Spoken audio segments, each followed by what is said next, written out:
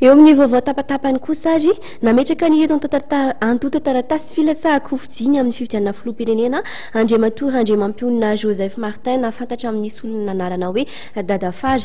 Efa manomana ihany koa ny fifidianana solombavam-bahoaka izay atao ny volana septambra 2024 izao ny senita ary vita kosa ny fitokanana ny bureau ny fandrindrana ankapobeny momba ny fandaharana asa eo anivon'ny sekretera-panjakana miandidy ny zandarmaria-pirenena ireo ary nondeha arahantsika eto anatin'izay vaovao tapatapan'izay.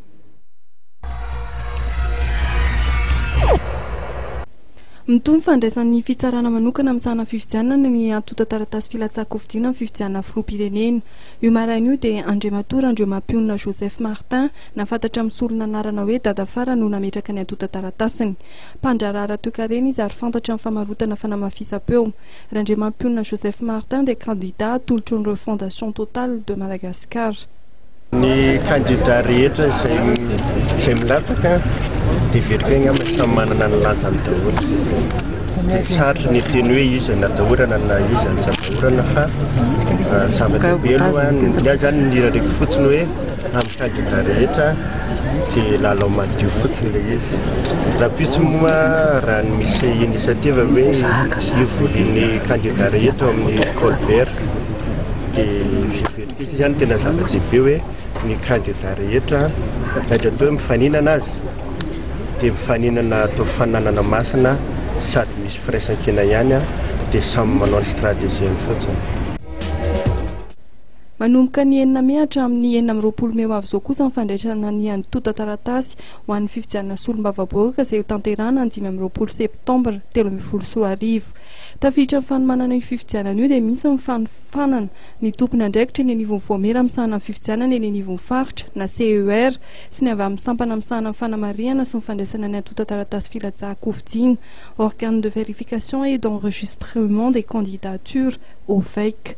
Tetsy amin'ny trano firenena Mikambana Itsandrahary no anaovana ny fiofanana izay karakarain'ny sampandrarany firenena Mikambana amin'ny sahana fampandrosoana PNUD miaraka amin'ny Voamera Mahaleo-tena amin'ny sahana fifidianana senita. Soratiko manokana ihany koa ny amin'ny fanomanana ireo fitaovam-pifidianana samihafa izay efa eo ampenatanantsika ny sasany amin'izao fotoana izao. Ao anatin'izany ny ampahany amin'ny vata mangarahara fandatsaham-bato na farana avy any ivelany, ny kojakoja-pifidianana madinika na ny kit de vote. Ronjato tapitrisa ariary no nentina nanorenana ity braon'ny fandrindrana ankapobeny momba ny fandaharana asa eo anivon'ny sekretera-panjakana miadidin'ny zandarmaria-pirenena ity.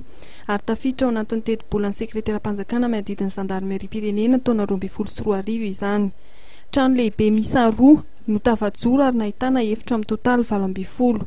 Nandritra ny fandraisam-pitenena nataon'ny sekretera-panjakana miadidin'ny zandarmaria-pirenena dia nitsondriny manokana fa tokony hoentina manatsara ny fanatanterahana ny asa izao fahavitan'ny foto-drafitr'asa goavana izao ary tokony hokajiana sy olalaina ny fitandrona izany. Ny fitiavana ny asa kosa hoy izy mitarika mankany amin'ny fahombiazana ka tsy tokony atao ambany zavatra.